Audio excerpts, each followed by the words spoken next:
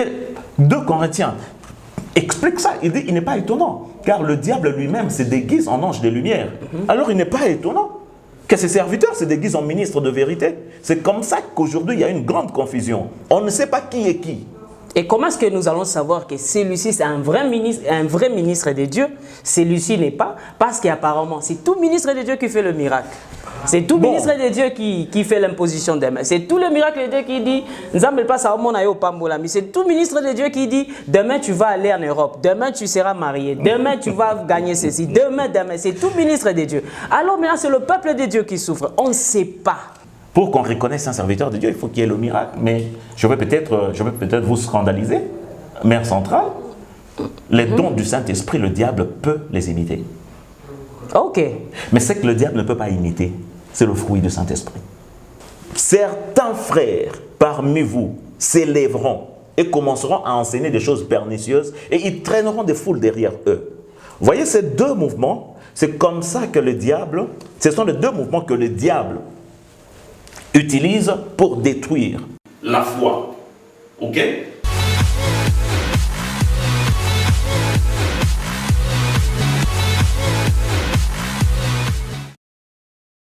Mesdames et messieurs, bonsoir. C'est la département de votre fuseau horaire. Nous, c'est la Nationwide Television, la chaîne de la cognosci et de la spontanéité. Et car votre fenêtre du monde, c'est ici. Nous avons de belles images aujourd'hui. Nous devons tous dire merci à toute l'équipe technique plutôt qui nous accompagne aujourd'hui. Et nous avons derrière nos caméras Héritier Imati à l'expression de l'esprit et il est aussi à la réalisation. Aujourd'hui, nous sommes bénis, très bénis, parce que nous avons eu à recevoir pour vous un homme de Dieu qui n'est pas comme tout autre. Pourquoi je vais dire ça et pourquoi j'ai dit ça? Vous allez me poser la question après, dans les commentaires. Aujourd'hui, j'ai un invité, un homme de Dieu. C'est un plaisir pour nous de lui recevoir parce que nous sommes vraiment bénis dans notre chaîne Nationwide Television de recevoir ce grand homme de Dieu. Lui, c'est le pasteur Christian Bandefo de l'église Christian Assembly of the Messenger, ici à Johannesburg, qui est toujours la capitale économique de l'Afrique du Sud. Et précisément, il œuvre dans la ville, ou soit dans la cité de Kempton Park.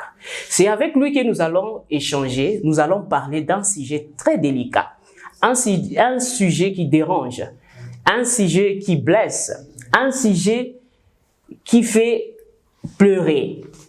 C'est quoi ce sujet? Le sujet qui concerne la santé de l'église corps du Christ actuelle. Vous n'allez pas me contredire parce que quand nous parlons de l'église corps du Christ, nous voyons le christianisme. Héritier Mathilde va m'aider pour que je salue pour vous le pasteur. Bonjour pasteur Christian. Bonjour, Maman Ruth Assoumani, que nous appelons affectueusement Mère Centrale. Merci beaucoup. Bienvenue chez nous, dans notre chaîne Nationwide Television. Merci beaucoup et merci pour votre invitation. Je considère chaque invitation comme une marque de considération et je vous en remercie, vous et toute l'équipe de Nationwide. Merci beaucoup, papa. Nous sommes bénis. Mais avant tout cela, avec votre autorisation, j'aimerais qu'on puisse, vous pouvez prier avant qu'on démarre notre émission. Prions, tendre Père, nous te remercions pour ces instants merveilleux que tu nous accordes. Et nous prions que seul ton esprit nous guide en toutes choses, Seigneur. Nous prions, Seigneur Dieu, que ce dont nous allons parler ce soir puisse aider chacun de nous, Seigneur Dieu, et que ce soit une lumière, Seigneur. Aide-nous à apporter une pierre, Seigneur Dieu, à l'édification, Seigneur Dieu, de ton peuple. Bénis cette chaîne au nom de Jésus. Amen. Amen. Nous sommes bénis à la Nationwide Television de recevoir l'homme de Dieu. Alors, nous allons sûrement entrer au vif de notre sujet.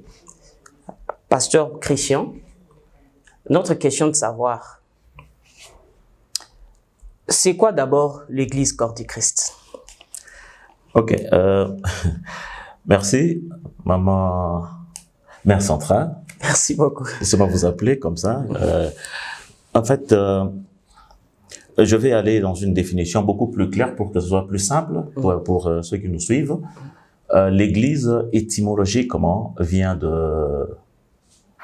d'un mot grec, ecclésia. Et ecclésia, c'est la préposition ek, ecclesia. Ek veut dire hors de. Ecclesia, c'est la forme participe du verbe kalein qui veut dire appeler. Donc, quand ecclesia veut dire appeler hors de. Alors, lorsque nous parlons de l'Église, donc l'Église, en fait, c'est un ensemble de peuples qui est appelé hors de. Alors, hors de quoi? Hors du système du monde. Parce que souvent, lorsque nous parlons, lorsque nous disons l'Église est un ensemble des gens qui sont appelés hors du monde, alors on croit peut-être que nous sommes, ok, c'est un ensemble des extraterrestres. Mais en fait, ça réfère plus au système du monde. Non pas le monde comme cosmos, mais le monde en tant que système des choses établies dans le monde. Alors, Jésus définit, il a défini mieux dans le livre de Matthieu chapitre 16 quand il dit que sur ce roc, je bâtirai mon église et les portes de séjour des morts ne prévaudront point contre elle. C'est-à-dire que c'est une congrégation des hommes et femmes qui ont accepté Christ dans leur vie. Alors, l'église, c'est en fait, quand on parle de l'église corps de Christ, c'est juste une église dont les contours ne peuvent être délimités avec précision. Parce que c'est l'ensemble de tous ceux qui ont reçu Jésus-Christ, comme nous à Johannesburg ici. Il y a certains qui sont au Congo, aux États-Unis. Alors, tout celui qui est chrétien, qui a reçu Christ dans sa vie, il fait partie de cette église qu'on appelle aussi le corps mystique de Christ. Alors, c'est juste pour que nous puissions faire une petite différence avec ce que nous appelons l'église locale. L'église locale vient du mot latin locus, c'est-à-dire une église située, physique. Vous voyez un peu, là où les gens s'assemblent. Donc voilà un peu, lorsque nous parlons de l'église corps de Christ, donc il ne s'agit pas de Christian Assembly of the Messengers, dont je suis le pasteur, mais il s'agit plutôt de l'ensemble de tous les chrétiens qui ont reçu Jésus, lavés par le sang de Jésus, purifiés par l'eau du baptême. Ok. Est-ce que l'Église, c'est ça, le corps du Christ, c'est ce qu'on appelle le christianisme, bien sûr. Il y a une différence entre corps du Christ et le christianisme. Ok. L'Église corps de Christ, c'est en fait l'ensemble de tous les chrétiens. Ok. Alors, l'idéologie, notre idéologie dans l'Église, c'est ça, le christianisme, qui vient de Christ. Voilà un peu. Donc, on peut pas le détacher. Donc, voilà. Et quelle est la mission que Jésus-Christ avait laissée à l'Église? La mission de l'Église. En fait, cette Église corps du Christ. Oui. En fait, Jésus, il faut que nous comprenions d'abord pourquoi Jésus-Christ est venu. Ok. Pourquoi Jésus-Christ est venu? Jésus-Christ est venu parce que l'homme était égaré. Bon, je ne vais pas aller trop en arrière, mais nous connaissons l'histoire en tant que chrétiens. Ce qui est arrivé en Éden, et que l'homme avait péché, et l'homme a été chassé de la gloire des dieux. Mais il y a quelque chose que j'aime en Éden. Avant que Dieu ne chasse l'homme, Dieu a dit, il dit que je mettrai inimitié, il dit au serpent, je mettrai inimitié entre ta postérité et la postérité de la femme. La postérité de la femme t'écrasera la tête et tu la mordras le talon. Donc, quand Christ est venu, la mission première de Christ, c'était de ramener l'homme vers Dieu. Parce que la postérité dont est question en Éden, c'est Christ qui devait venir pour anéantir la puissance du diable et du péché dans le monde et ramener l'homme dans la gloire des dieux. Vous voyez, ça c'est la mission de Christ. Et alors, maintenant, quand Christ est venu, quand il a accompli l'œuvre de la rédemption à la croix, alors, maintenant, il faut que le salut puisse atteindre tout le monde. C'est comme ça que Jésus-Christ, ayant racheté l'homme, il a donné aux disciples la mission de continuer à prêcher la bonne nouvelle de Christ, afin que les âmes soient sauvées et que les hommes puissent revenir à Dieu.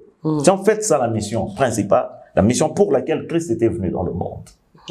Pour ramener l'homme dans la gloire des dieux. Et quand il est parti, quelle est cette mission qu'il a laissée à l'Église? L'Église, ok, je suis parti. Et vous faites 1, 2, 3. Ok, Jésus a dit, allez partout dans le monde entier. Ok, et faites de toutes les nations mes disciples, les baptisant au nom du Père, du Fils et du Saint-Esprit, nous connaissons cette écriture, et enseignez-leur à observer ce que je vous ai prescrit. Voyez-vous? Donc, c'est là, ok, on appelle ça l'ordre suprême que Jésus-Christ a donné, allégué aux disciples, et nous disons à l'Église parce que les disciples que Jésus-Christ avait appelés, ce sont eux qui ont posé le fondement pour toutes les générations chrétiennes qui viendront. Donc, voilà un peu. Donc, toute l'Église doit s'identifier dans cette mission. Alors, plus simplement, je dirais, quelle est la mission? La mission, c'est enlever les gens des mains de l'ennemi, le diable, sortir les gens de l'emprise du mal et du péché, et faire entrer les gens dans le royaume des dieux.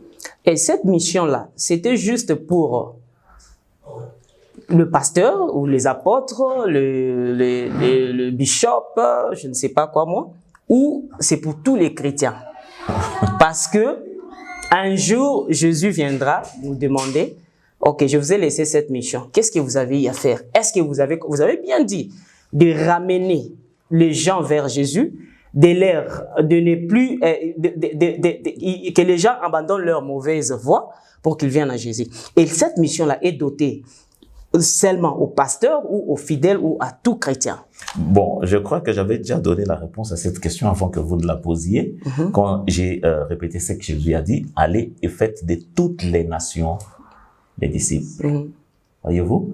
Donc, ce n'est pas une mission qui est spécialement pour les pasteurs ou ceux qui exercent le ministère, comme dit dans Éphésiens chapitre 4, 11, non, mais c'est à tous les chrétiens. Mais quand on parle des pasteurs, les pasteurs, les apôtres, les prophètes, les évangélistes, les docteurs, là maintenant nous entrons dans le fonctionnement, dans la phase, je dirais, organisationnelle de l'Église. Vous voyez? Alors, dans la phase organisationnelle de l'Église, il y a des personnes que Dieu a données à l'Église comme des dons. Eux n'ont pas seulement des dons, mais ils sont des dons que Dieu a fait à l'Église. Et ces gens-là, leur travail, c'est pour l'édification de l'Église. C'est-à-dire qu'amener l'Église à la perfection. Nous savons que la perfection, c'est un idéal. C'est-à-dire qu'on la poursuit chaque jour. Donc, voilà un peu. Ce sont eux qui sont responsables des âmes. Responsable des âmes, le responsable des âmes. Du point de vue organisationnel, comme vous avez bien mentionné. Je préfère qu'on dise gestionnaire. Les gestionnaires. Oui, oui. Ok. Avec les gestionnaires, si on peut dire ça, je peux même vous arracher le mot. Les gestionnaires qui sont le pasteur, les évangélistes et tout comme ça. Pourquoi? Et maintenant, notre sujet, c'était de savoir, l'Église aujourd'hui est malade par rapport à ce que nous sommes en train de voir, par rapport à tout ce qui se passe. Et tant que serviteur de Dieu, et vous êtes un pasteur qui dirige une grande église aussi, aujourd'hui, les histoires qui font mal, qui dérangent même les gens qu'on appelle les païens, est-ce que le miracle que nous voyons dans des églises, par exemple, l'imposition des mains, amener comment dirais-je, il faut boire de l'eau, et le mafuta, les autres font, ok, touche la télé, fais ceci, fais cela. Est-ce que toutes ces pratiques peuvent aider à développer ou soit à amener le peuple de Dieu dans la perfection, soit à amener le peuple de Dieu vers le Seigneur? Parce que c'est comme si ça crée maintenant les scandales. Surtout l'imposition des mains. Moutako, il est là. Demain encore, il viendra. On impose la même personne sous prétexte que il était bourré, il était possédé par le démon. Et demain encore, la même personne viendra. Il y aura encore un miracle. Ok, merci. Bon, je préfère que nous parlions un peu d'une manière beaucoup plus pédagogique, Okay. C'est-à-dire par rapport au thème. Je vais d'abord savoir, parce que vous avez dit que l'Église est malade, est-ce que c'est une question ou c'est une conclusion que vous avez faite et vous voulez qu'on en parle? Oui, oui. Ou bien vous me posez la question de savoir si l'Église est malade, parce que je crois que notre thème c'est la santé de l'Église, actuelle de l'Église. La santé actuelle de l'Église. Mais là, les choses qui dérangent l'Église actuelle, oui, mais c'est par rapport à ce que nous sommes en train de voir. Oui, mais maman, il faut que nous parlions d'abord de cette Église-là, que nous essayions un peu de ressortir l'état de sa santé aujourd'hui. Okay. Et c'est alors maintenant que nous allons un peu essayer d'identifier les maladies. C'est comme quelqu'un qui est mort et on fait l'autopsie pour savoir de quoi est-ce que la personne est morte. Vous voyez un peu? Donc c'est là. Alors nous devons commencer, nous devons aller au début. Voyez-vous, l'Église a commencé avec les apôtres. Et alors nous devons situer l'Église par rapport au temps. Pour ne pas faire toute une histoire de l'Église. Ok, l'Église aujourd'hui, l'état, la santé actuelle de l'Église. Pour que nous parlions de la santé actuelle de l'Église, nous devons voir cette Église-là par rapport à la prophétie du temps au travers duquel l'Église va passer. Et alors, nous saurons dans quel temps nous sommes. Et c'est en ce moment-là que nous allons commencer un peu à parler de toutes ces choses, parce que tout ce dont vous aviez déjà énuméré d'entrée de jeu, donc ce sont en fait des dérapages que nous voyons aujourd'hui dans les milieux évangéliques. Ok? Alors, il faut que nous sachions l'identifier. Il faut que nous sachions le placer toutes ces choses par rapport à la marche de l'Église. Alors, je vais essayer un peu d'être bref et dire ceci, que le temps dans lequel nous sommes, ou bien le temps que passe l'Église aujourd'hui, c'est le temps où l'Église est en train d'attendre la plus grande prophétie que nous appelons l'expérience bénie de l'Église, qui est le retour du Seigneur Jésus-Christ, qui a promis qu'il viendra prendre son Église. Ok? Alors, maintenant là, selon les prophéties de la Bible, le temps qui précède la venue du Seigneur Jésus-Christ, donc l'enlèvement de l'Église, alors le temps qui précède ce temps-là, la Bible le définit plutôt comme un temps qui sera difficile pour l'Église. Un temps qui sera difficile. Alors, qu'est-ce que la Bible dit? Dans 2 Thessaloniciens, chapitre 2, je ne sais pas si ici, si Nationwide permet à ce que nous puissions lire. Oui, on peut lire la Bible. Alors, c'est mieux que nous lisions. C'est pas un problème. On passe la Bible déjà. On doit lire parce que on doit avoir des précisions. Preuve à l'appui pour que les gens ne disent pas où est-ce qu'il a une base scripturaire. Hein? Ok, voilà. Je prends 2 Thessaloniciens. Comme ça va nous donner la lumière et ça va nous permettre de mettre,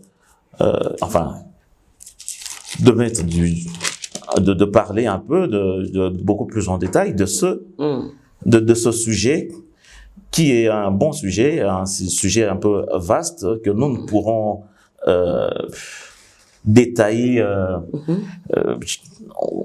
dans cette émission. Ok, 2 Thessaloniciens, chapitre 2. Je commence au verset 1er. La Bible dit ceci. Pour ce qui concerne l'avènement de notre Seigneur Jésus-Christ et notre réunion avec lui, nous vous prions, frères, de ne pas vous laisser facilement ébranler dans votre bon sens. Ok? Et de ne pas vous laisser troubler, soit par quelque inspiration, soit par une parole, ou par une lettre qui semblerait venir de nous. C'est l'apôtre Paul qui parle. Comme si le jour du Seigneur était déjà là. Ok. Verset 3 dit, que personne ne vous séduise d'aucune manière, car il faut que l'apostasie soit arrivée auparavant, et qu'on ait vu paraître l'homme impie, le fils de la perdition, l'adversaire qui s'élève au-dessus de tout ce qu'on appelle Dieu et ou de ce qu'on adore. Il va jusqu'à s'asseoir. Bon, enfin, je préfère m'arrêter un peu au verset 3. Voilà. Il y a ceci.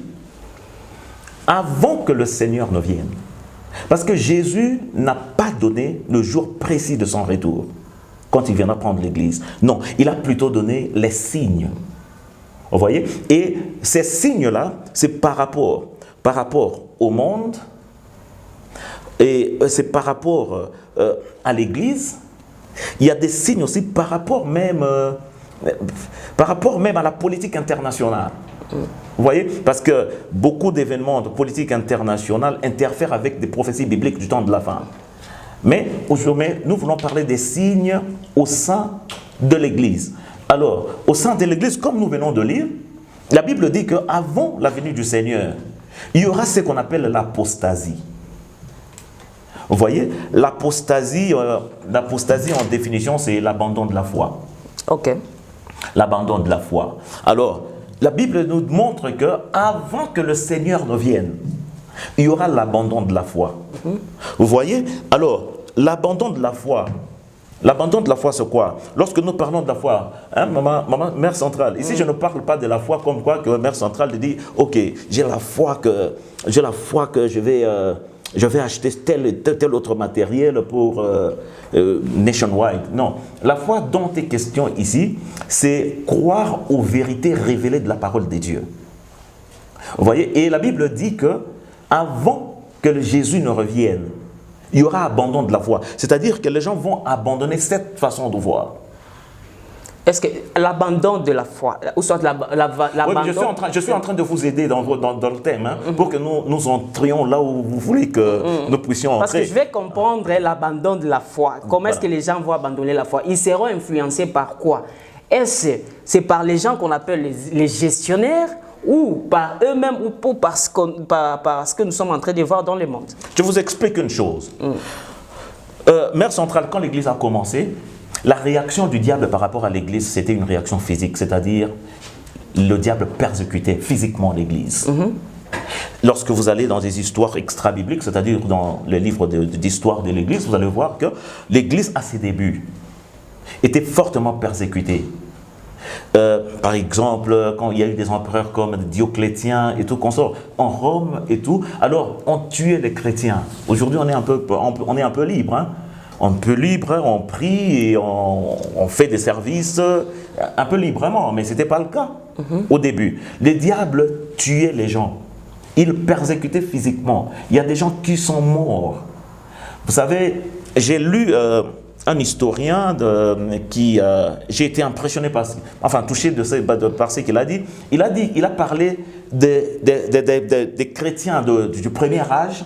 Et il a dit que ces gens-là ont scellé leur témoignage par leur sang. Parce que la majorité était tuée. Nous savons comment est-ce que l'apôtre Pierre a fini sa vie.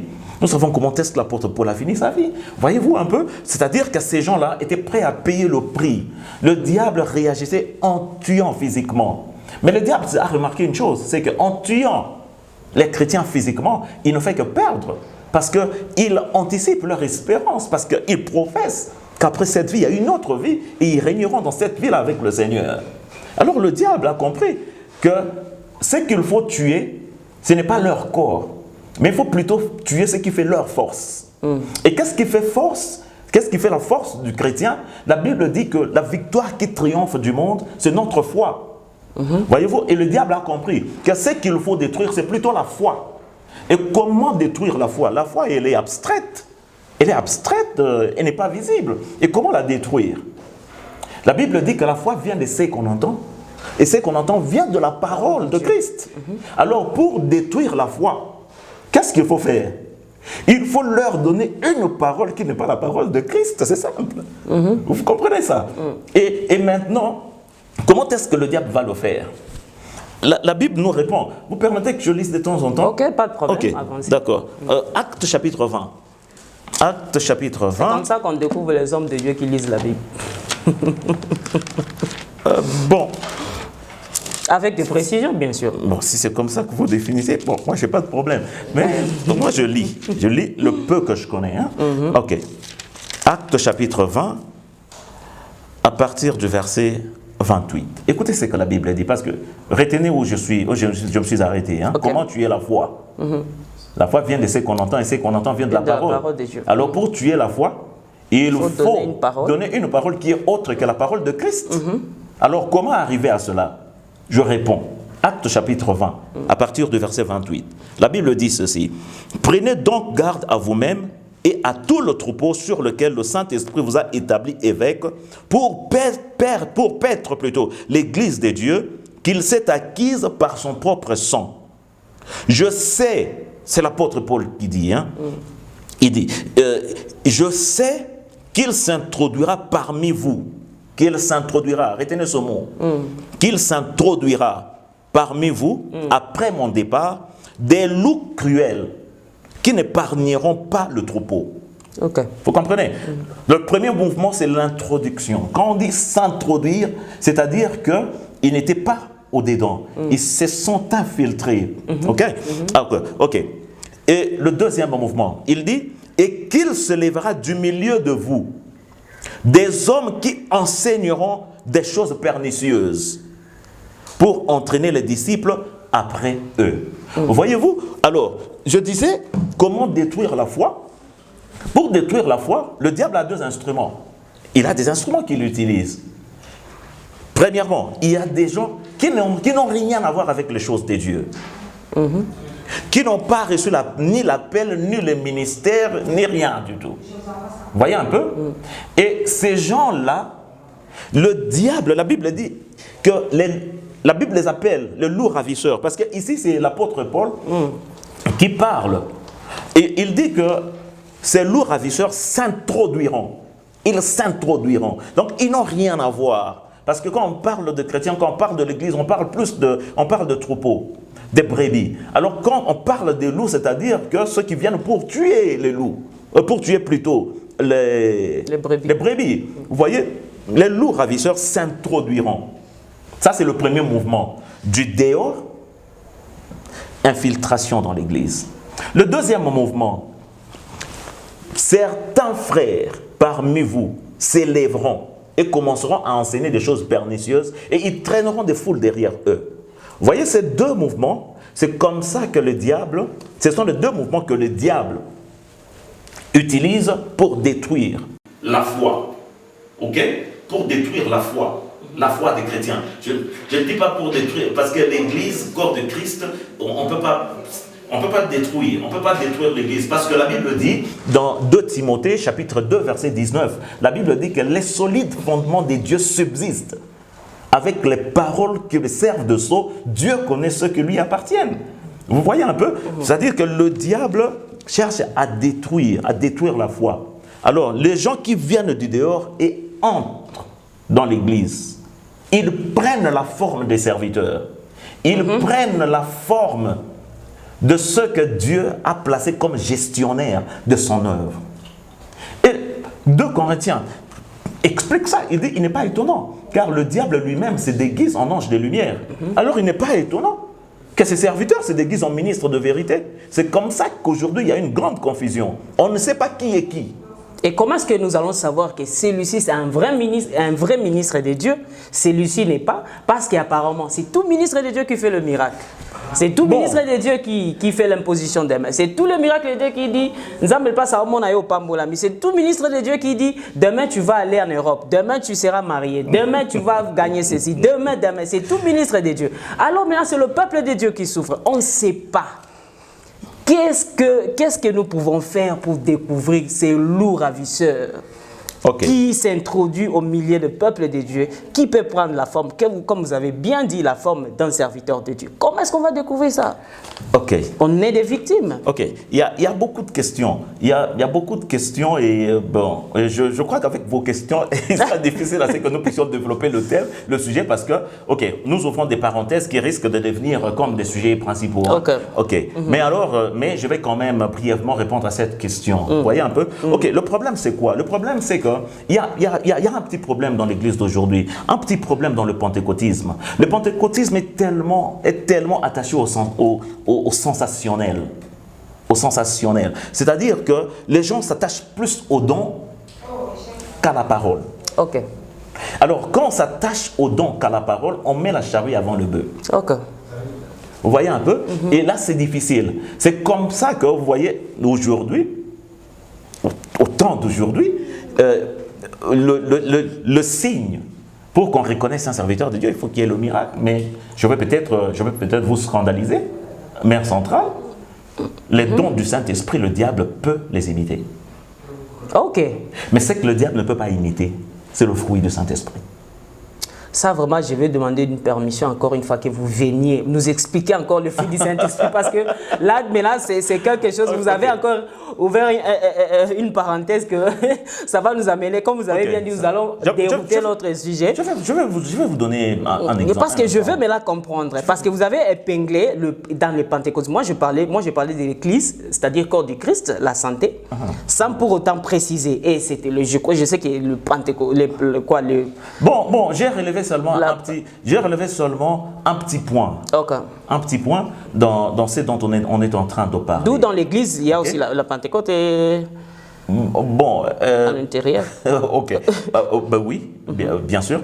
Comme mouvement. Comme mouvement, parce que l'église est passée par beaucoup d'étapes. Un jour, on va venir et on parlera du parcours de l'église. Ok? Jusqu'à ce que nous arrivions en ce temps où nous sommes. Ok, et je crois que ça va nous donner plus de lumière.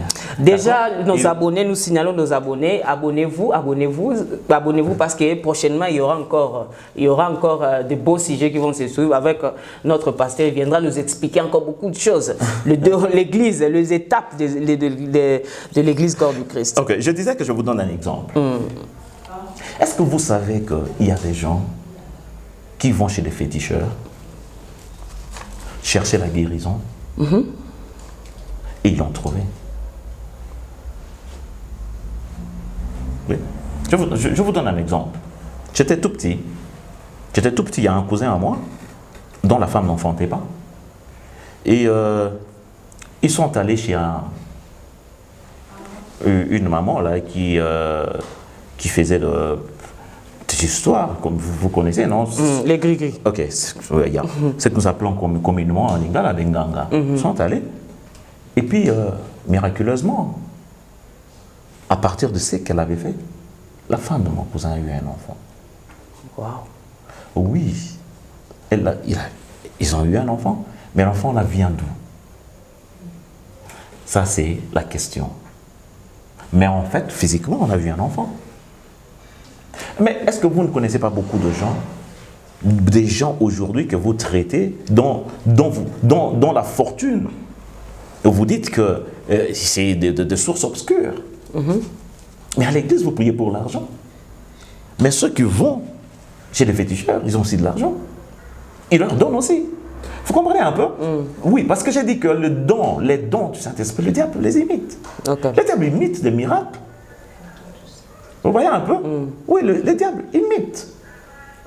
Il imite. C'est comme ça que j'ai... Mais lisez la Bible correctement. Là, Jésus a dit, vous lisez, il dit qu'en ce jour-là, beaucoup me diront, nous avions guéri les malades en ton nom. Nous avons fait... Il cite seulement les miracles. Mais je leur dirai, et cette réponse me choque, pas je ne vous connais pas. Je ne vous ai jamais connu. Je ne vous ai jamais connu. C'est-à-dire que même quand vous étiez en train d'opérer ces choses, je ne vous connaissais pas. Vous voyez un peu? Mais, parce que je réponds à la question, comment reconnaître les vrais serviteurs? Ok? Donc, on ne regarde pas, le miracle n'est pas, comment je peux dire ça? Le thermomètre. Ok. Pour connaître que celui-là vient des dieux. Non, on doit voir plutôt ce qu'ils produisent, le fruit. Vous voyez un peu? Et c'est ce qui montre, c'est ce qui confirme qu'une personne vient de Dieu. Vous voyez un peu? Et un bon ministre de la parole de Dieu, un bon ministre, je vous donne une référence. Si vous voulez, par exemple, vous voyagez, vous allez dans une autre ville, vous voulez trouver une église où prier et tout consort, je vous donne un signe. Quand vous allez dans l'église et vous trouvez que c'est un prédicateur qui prêche et ramène les cœurs des gens vers Dieu. Ok? La prédication qui emmène les cœurs vers Dieu. Pas la prédication qui dit aux gens que vous aurez beaucoup d'argent. Écoutez, On ne fera pas ce temps ici, ou bien on ne fera pas exception aux classes sociales. Mais pasteur, l'argent aussi n'est pas mauvais. Hein? Non, non, non, il faut bien me comprendre. Je ne dis pas que l'argent est mauvais. L'argent n'est pas mauvais. Mais l'argent ne peut pas être un but ou une quête pour l'Église. Non. Non, là je m'inscris en faux. Vous voyez? Alors, il faut qu'on prêche d'abord la parole de Christ. Même les apôtres, ils ont prêché la parole de Christ. Ils ont ramené les cœurs vers Dieu. Et les miracles, le miracle poursuivait leur témoignage. Vous voyez, Dieu confirmait leur prédication par des miracles. Et même Christ lui-même a dit, voici les miracles qui accompagneront. Ah, mère centrale, accompagner c'est quoi? Être avec quelqu'un. Faire route avec quelqu'un. Vous voyez un peu? C'est ça, accompagner. C'est-à-dire que les miracles feront route avec la prédication de l'évangile. Les miracles ne précéderont pas la prédication de l'évangile. Vous comprenez un peu? Donc voilà un peu ce que je peux dire. Dans tous les miracles que nous voyons, on ne peut pas se borner ou soit... Bon, je veux pas que moi personnellement, je ne veux pas que le miracle soit une base pour vous. Ok. Ok. Mais la vraie parole, la pure parole, qui vous prêche le royaume des cieux, qui vous prépare pour la venue du Seigneur. Et c'est ça qui doit être votre référence. Ok, papa, selon vous, comme nous avions dit que notre sujet, c'est la santé de l'Église, selon vous, comment va l'Église? Ok, voilà, on y est tombé maintenant. Comment va l'Église, corps du Christ? Bon, je crois que par rapport à la prophétie, je l'ai dit, j'ai lu dans la parole de Dieu, par rapport à la prophétie, l'Église, avant la venue du Seigneur, passera par un temps d'apostasie, qui est l'abandon de la foi, et c'est ce que nous voyons aujourd'hui. C'est pourquoi nous voyons beaucoup de choses que vous avez déjà décriées dès qu'on a commencé l'émission. Donc l'Église va mal? Je dirais l'Église passe par un moment d'épreuve par rapport à sa foi, à sa mission et à son appel. Donc ce que nous vivons aujourd'hui, c'est biblique, oui. Et maintenant, qu'est-ce que l'Église va faire pour garder sa foi? Mais Éphésiens chapitre 2, verset 20 dit que nous sommes édifiés sur le fondement posé par les apôtres. Au fait, ce qui arrive aujourd'hui, c'est quoi? C'est que ceux qui sont venus après, ils se sont écartés du fondement des apôtres. Quelle était la prédication des apôtres? Vous comprenez ça? Quelle était la prédication des apôtres? Ils appelaient les gens à venir à Dieu, à renoncer aux œuvres mortes de la chair. C'était ça la prédication, c'était ça la base. Qu'est-ce que Pierre a dit le jour, la prédication qui a inauguré le temps de l'Église? Le jour de la Pentecôte, au jour de la Pentecôte, quand les gens sont venus, ils parlaient en langue et tout, et Pierre a tenu un discours, et les gens ont posé la question, frère, que devons-nous faire? Quelle était la réponse de Pierre? Répentez-vous, soyez baptisés au nom de Jésus, pour le pardon de vos péchés, et vous recevez le don du Saint-Esprit. Lorsque vous lisez Paul, je prends Pierre et Paul, parce que Pierre a été envoyé comme apôtre chez les Juifs, et Paul, c'est celui qui a été envoyé comme apôtre chez nous, les gentils, les païens, pour poser le fondement de l'Église dans les régions païennes. Qu'est-ce que Paul dit? Paul dit, il répond au roi Agrippa dans les livres des Actes, il dit que, en revanche, le roi Agrippa, je n'ai pas résisté contre la vision céleste. Il dit à ceux de Damas d'abord, à Jérusalem et partout, je n'ai prêché que la repentance et la conversion à Dieu avec des œuvres dignes de repentance. Voyez un peu. Au fait, aujourd'hui, les gens se sont écartés. Ils se sont écartés du message original des apôtres. Pourtant, c'est eux qui ont posé le fondement pour toutes les générations futures à venir. Voyez un peu. Et c'est ce qui crée maintenant tous ces problèmes que nous voyons et que nous décrions aujourd'hui dans l'Église. Donc c'est en fait ça. Merci beaucoup, pasteur. Nous sommes en train de chiter pas à pas dans notre émission. Et là, Héritier Baptiste me tire déjà les coups. Papa, j'aimerais que vous regardez votre écran. Un message au peuple de Dieu, aux fidèles. Parce que nous vivons un moment où nous voyons beaucoup de choses. Parce que si nous essayons d'épingler les choses que nous voyons aujourd'hui, nous ne saurons pas les terminer. Mais c'est pourquoi nous avons pu constater que l'Église, on ne sait pas si ça va bien ou ça va mal. Mais à ce que nous nous connaissons, à ce que nous voyons, ça ne va pas. Ça ne va pas. Peut-être, même si vous avez essayé d'échapper à mes questions, d'autres questions que j'ai posées par rapport au pasteur, le miracle, qui font des miracles, touche comme ça, amène-moi l'argent, je vais prier pour toi, tu vois, ton mari te maltraite, donne-moi ceci, je vais t'aider. Il y a même le pasteur qui donne de l'argent aux autres, c'est ce qu'on appelle mankiona. Kenekuna va témoigne ceci, dit cela. Tout ça, c'est parce que il veut se glorifier, il veut avoir la notoriété, il veut être connu partout dans le monde. Mais moi, je sais que non, la gloire, c'est à Dieu, c'est pas à nous. Et c'est pas aussi aux hommes de Dieu. Mais là, papa. En fait, il ne faut pas que je réponde à ces questions-là, parce que moi, je vous ai donné les bases. J'ai dit que l'Église est en train de traverser. Lorsque vous voyez ces choses, ce genre de choses que vous décriez, comprenez que c'est l'apostasie. Quelle est la démarche que vous avez pour terminer rapidement? La démarche peut-être, parce que moi je peux me sentir mal, on m'a laissé une responsabilité et que les gens de ma famille ou soit les gens de ma maison ne se conforment pas à ce qu'on nous a dit de faire. Qu'est-ce que je veux dire? Est-ce que je ne peux pas leur parler? Est-ce que je ne peux pas prier pour eux? Est-ce que je ne peux pas les appeler? Est-ce que je ne peux pas les conseiller? Parce que nous avons une mission, nous tous, d'amener le peuple de Dieu. De préparer l'Église à l'enlèvement.